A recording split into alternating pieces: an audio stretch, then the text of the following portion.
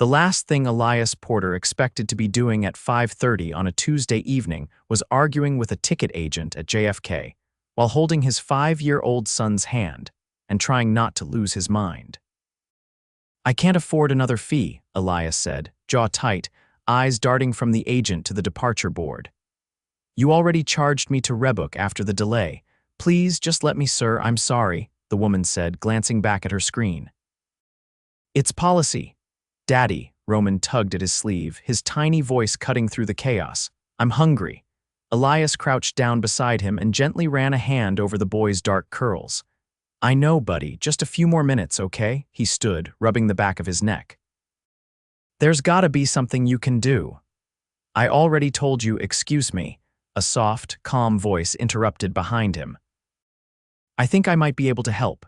Elias turned and saw her tall, striking in a navy coat, hair pulled into a low twist, a carry-on in one hand and the kind of effortless grace that didn't belong in a place like this.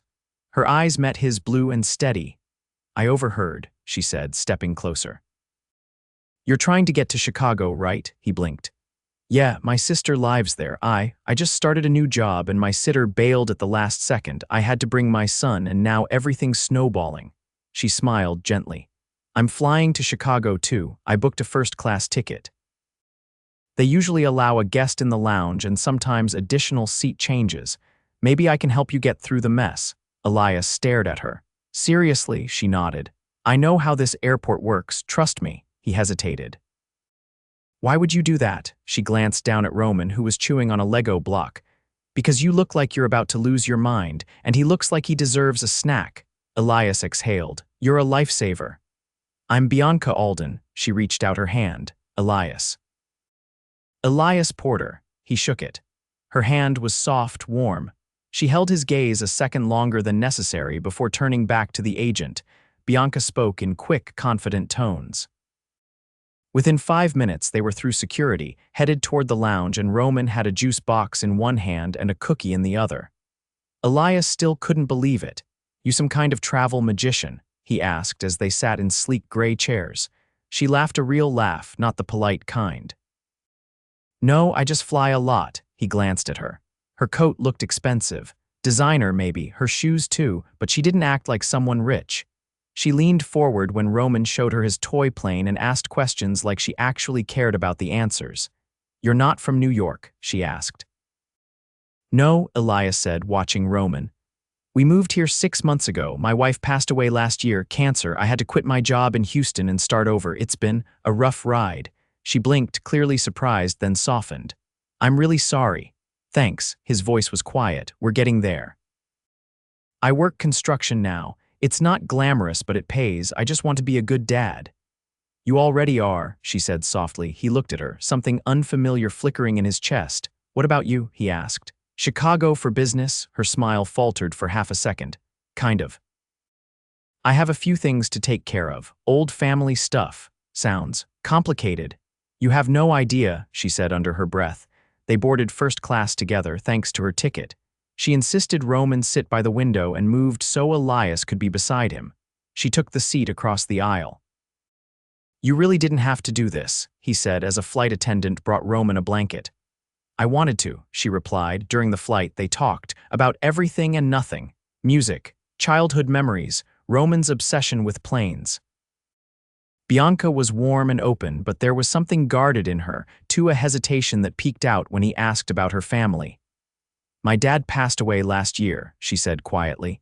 "He owned a lot of things. I'm still sorting through it." "Must have been close, huh?" She hesitated.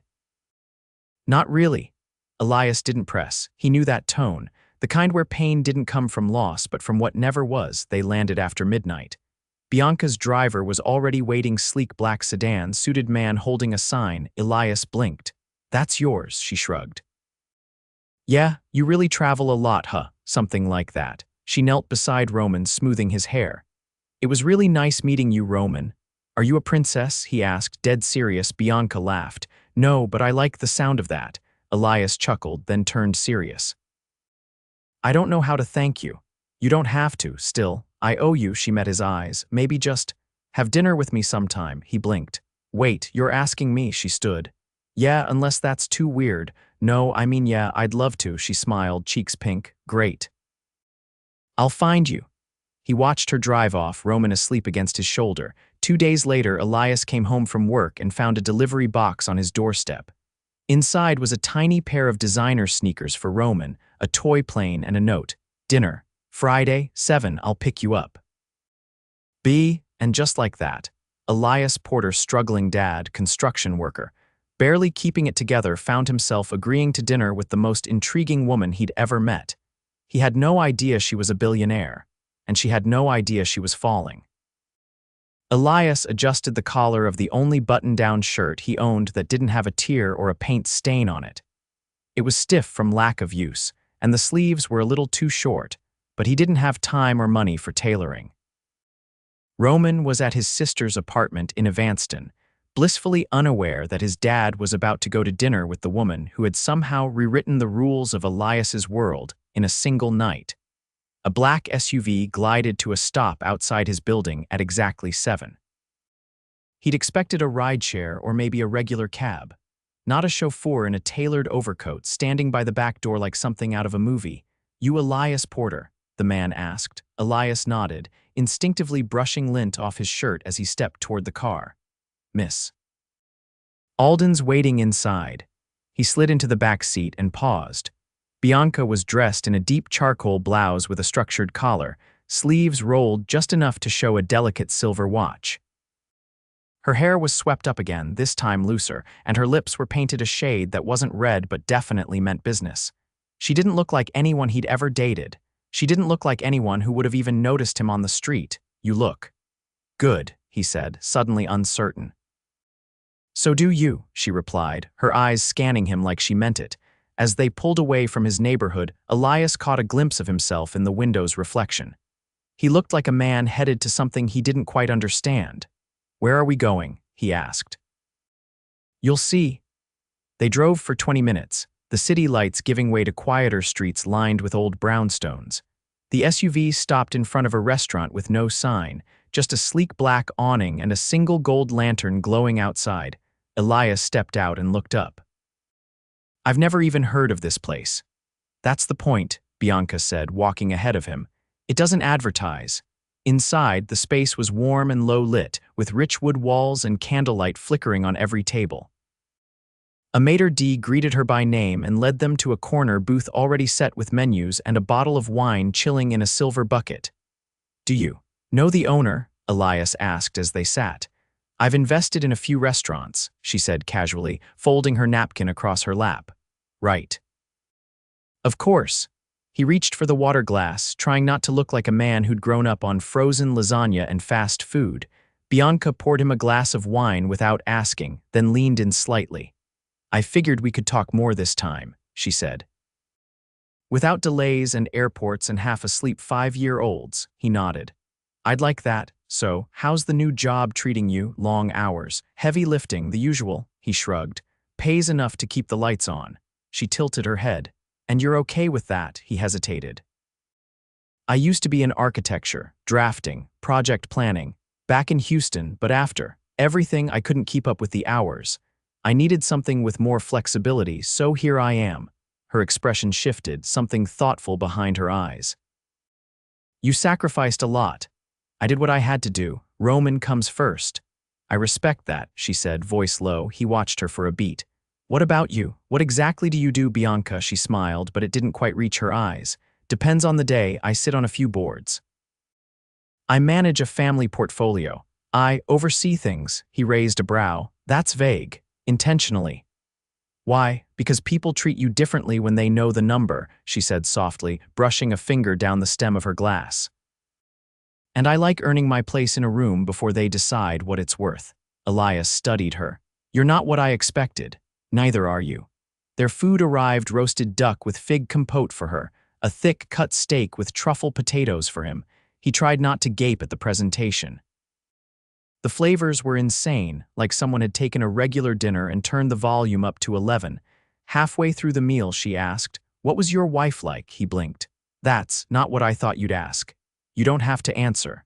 No, it's okay, it's just... Most people avoid the topic. I'm not most people, he set down his fork. Her name was Paige. We met in college. She was loud-like, couldn't whisper if her life depended on it loud. She used to sing in the car even when she didn't know the words. Roman has her laugh. Bianca smiled. Sounds like she was extraordinary. She was. And then she wasn't. Cancers like that, it takes everything fast. Silence stretched between them, and for once, Elias didn't feel the need to fill it. Then she said, "My mother walked out when I was 8. His eyes met hers. She left a note, packed a suitcase, and vanished. My father never spoke about it. He just replaced her with distractions, money, power, control. She looked down at her plate. It was never about connection, only ownership. Elias leaned forward. Is that why you don't talk about your family much? She nodded slowly. My father died last year, left me with more money than I'll ever spend and a legacy I didn't want. I've been trying to figure out what to do with it. And flying to Chicago was part of that. There's a property here. Old estate, it was his. I'm thinking of selling it, or maybe not. What does your gut say? I don't know, that's the problem. I don't trust it anymore. He reached across the table and covered her hand with his.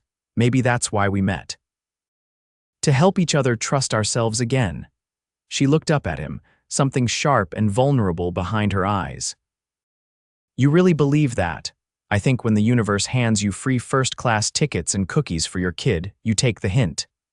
Bianca laughed, and this time it was softer, more real than before. They left the restaurant past 10.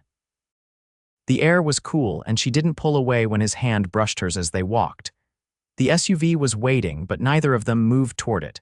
Want to see something? She asked suddenly. Sure. Instead of getting in the car, she gave the driver new instructions. 20 minutes later, they were pulling up to a wrought iron gate in front of a sprawling stone mansion covered in ivy, tucked behind tall hedges on the edge of Lake Michigan. This was his, she said. My father's Chicago property. Elias stepped out and stared at it. The place was massive, with turrets and balconies and windows that went on forever. You grew up here. Part-time. We had homes in 4 cities. I never stayed anywhere long, he turned to her.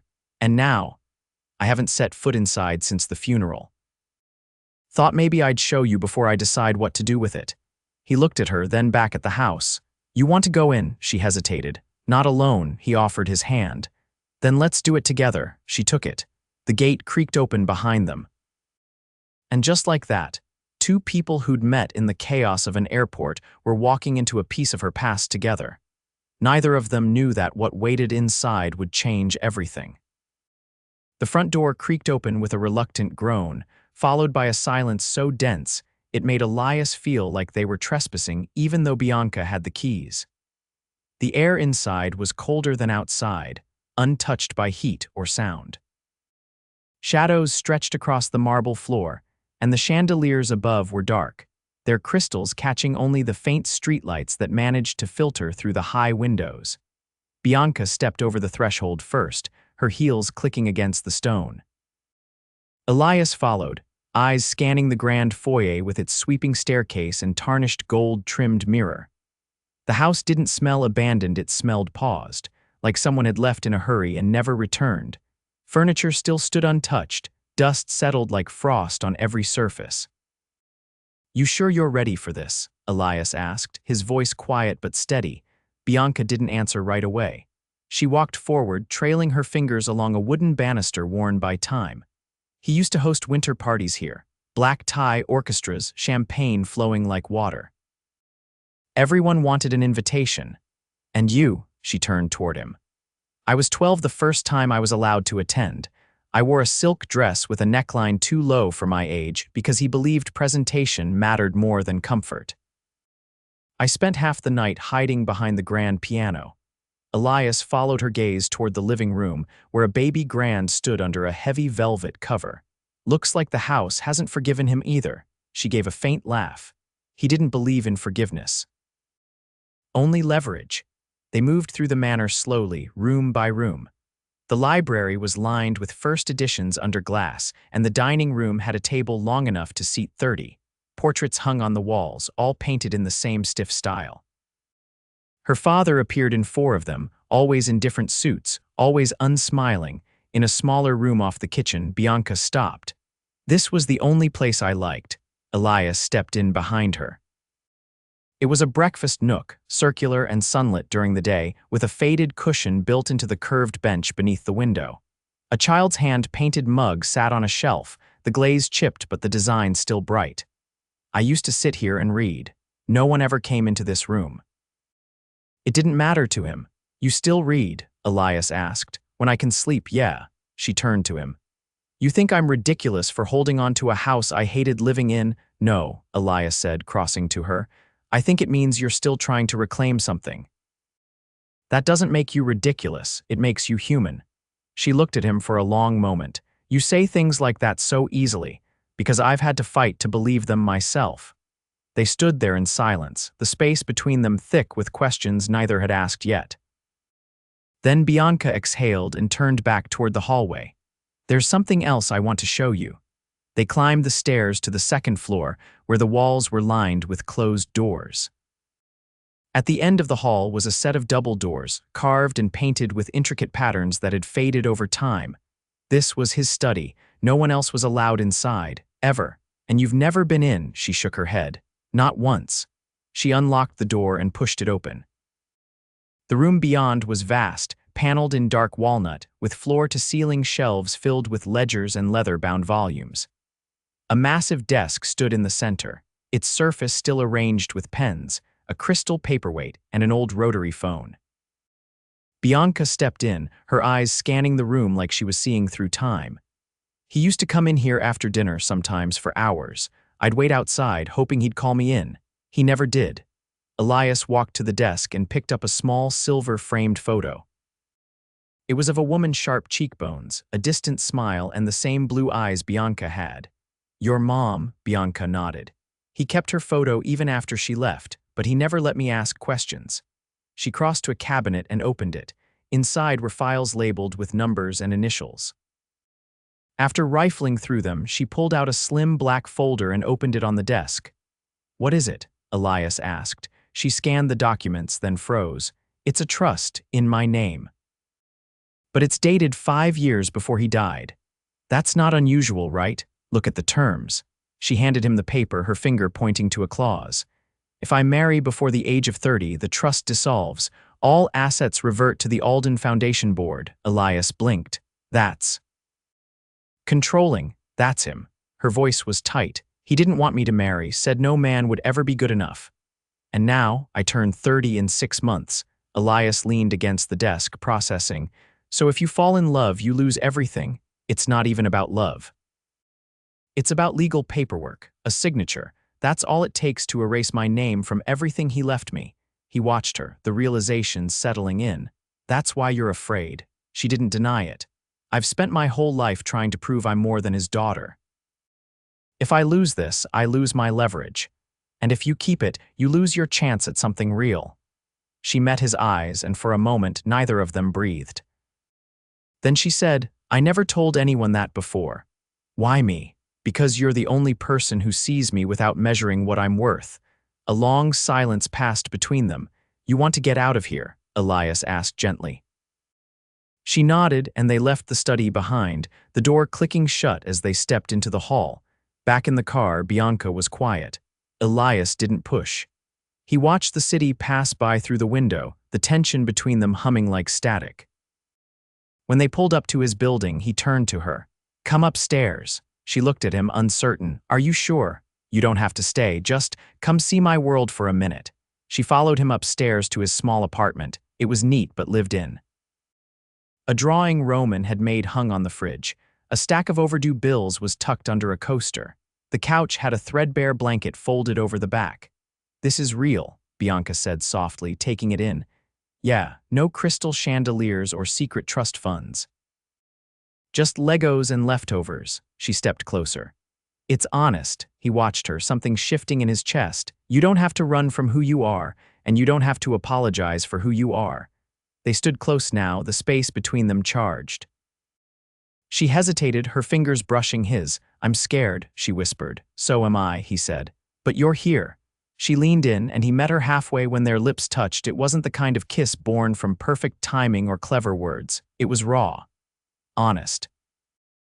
A collision of two people who had nothing to prove but everything to lose. She pulled back, her forehead resting against his. I don't know what this is yet. Me neither, he said. But I want to find out. And for the first time in years, Bianca Alden didn't feel like she had to hide. Not her wealth, not her past, not her fears. Because Elias Porter wasn't looking for a woman with a fortune, he was just looking at her, and she was finally ready to be seen. Bianca stood at the edge of the rooftop terrace, the wind tugging softly at the hem of her coat. Below, the city glittered in the early evening like a field of scattered stars, and for the first time in years, she felt like she was exactly where she was supposed to be. Behind her, Elias stepped out, 2 coffee mugs in hand. The elevator in this building sounds like it's going to give up halfway between floors. She turned, taking a mug from him. It's part of the charm. He leaned against the railing beside her, his fingers brushing hers for a moment before settling on the cup. You're quiet. I'm thinking about, she looked at him. I've been offered a position on the Alden Foundation's executive board. They want me to lead the expansion into South America. It would mean relocating, permanently. Elias didn't answer at first. He just stared out at the skyline, jaw tight. When did this happen? Last week. I've been avoiding the decision. Because of me, she nodded. And because I don't know if that's the life I want anymore. He turned to her. Then what do you want? I want to stop building things just to prove I can. I want something real, grounded. I want more mornings than meetings. Elias looked away, the tension in his shoulders rising. So don't take it. It's not that simple. Why not? Because walking away from it means walking away from the only identity I've ever had, the one I was forced to build when nothing else was offered. He was quiet for a beat. I get that. No, Elias, I don't think you do. You've rebuilt your life from the ground up.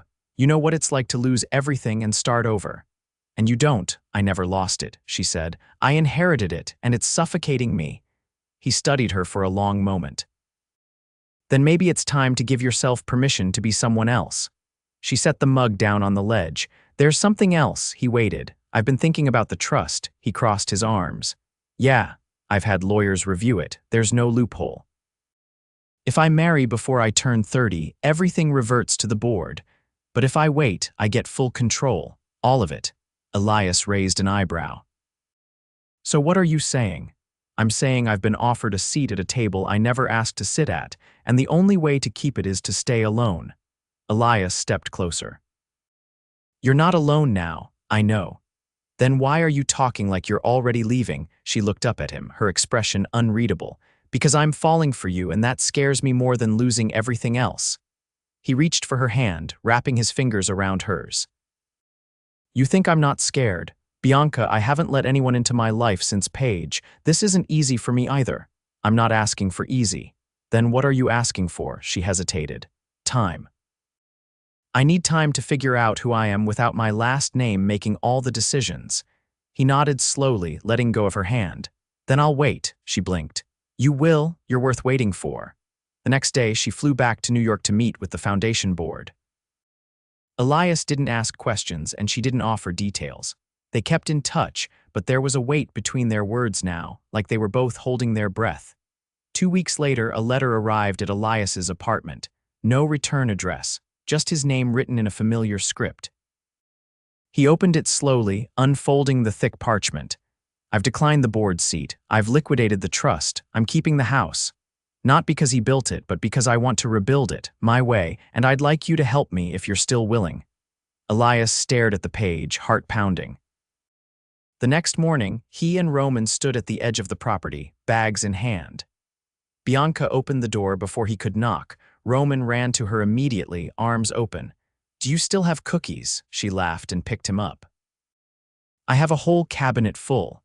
Elias stepped inside, eyes scanning the space. It was brighter now. The curtains had been pulled back, furniture moved, boxes stacked neatly in the corner. The piano uncovered. Bianca stood in the middle of the foyer, Roman on her hip. I want this place to be something different, not a monument, a home. Then let's make it one. They spent the next few days cleaning, painting, sorting.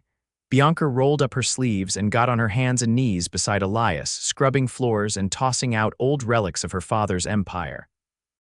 Roman turned the breakfast nook into a fort, complete with a paper sign that read, "No adults allowed unless you bring snacks."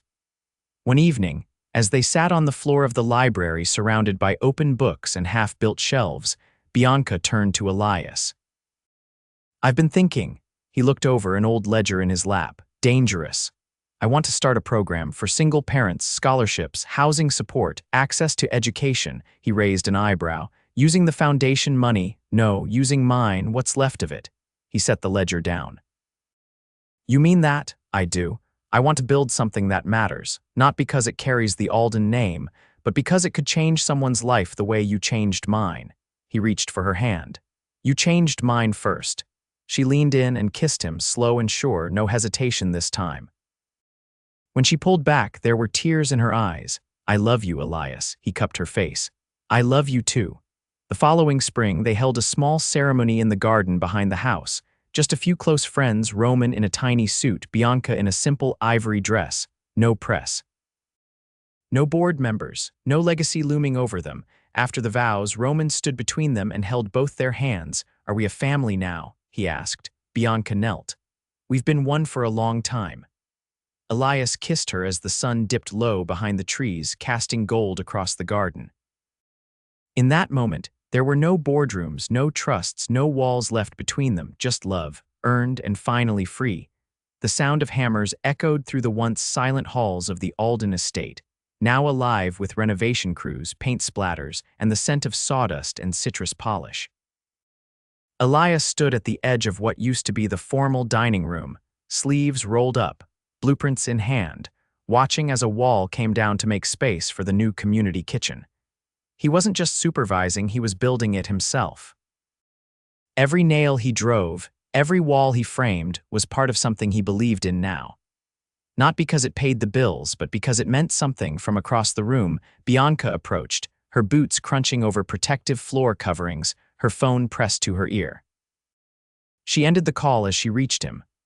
"They confirmed the first 3 families for the pilot program," she said, tucking a piece of loose hair behind her ear. "Single parents with young kids, all of them living below the poverty line. They'll be moving into the guest apartments once we finish the plumbing updates." Elias glanced over the blueprint. "We'll have the bathrooms done by next week. I already got the fixtures delivered. Roman helped pick the faucets." He said the gold ones looked like dragon mouths. She laughed under her breath. "I love that kid." He looked at her, his expression softening. "He loves you too. Even more since you let him name the community garden. I still think Snack Jungle is a dangerous precedent. Wait until you see the sign he painted." Her smile widened, but then her eyes flickered back toward the window where a delivery van was pulling up. Her expression shifted. "I forgot," she said. "My father's attorney is stopping by. Final transfer of ownership documents for the estate. I need your signature too. You're listed as co-executor now." Elias blinked. "Me, I changed it last week," she said, her tone quiet. "I don't want to make decisions like this without you, not anymore." He looked at her for a long moment. "That's a big deal." "So is this," she said, gesturing to the room around them. "This whole place, it's not just mine anymore. It's ours." They signed the documents in what used to be the study, now stripped of its dark paneling, and renamed the community resource room. The attorney left quickly, leaving behind a leather folder and a final copy of the deed. Bianca set it on the desk, staring at the embossed seal for a beat too long. "You okay?" Elias asked. "I thought I'd feel relief," she said, "but it's more like closure, a door finally shut. Then maybe it's time to open a new one." She turned to him. "What would that look like?" He stepped toward her, placing his hands on her waist. "You, me, Roman, this place, a life we build from scratch, no ghosts, no conditions. And no trust funds hanging over our heads, only the kind we give each other." She wrapped her arms around his neck. "Then I'm all in." That night, they hosted their first community dinner in the partially renovated solarium. It wasn't perfect. The lights flickered once, and half the chairs didn't match, but the tables were full. Families sat together.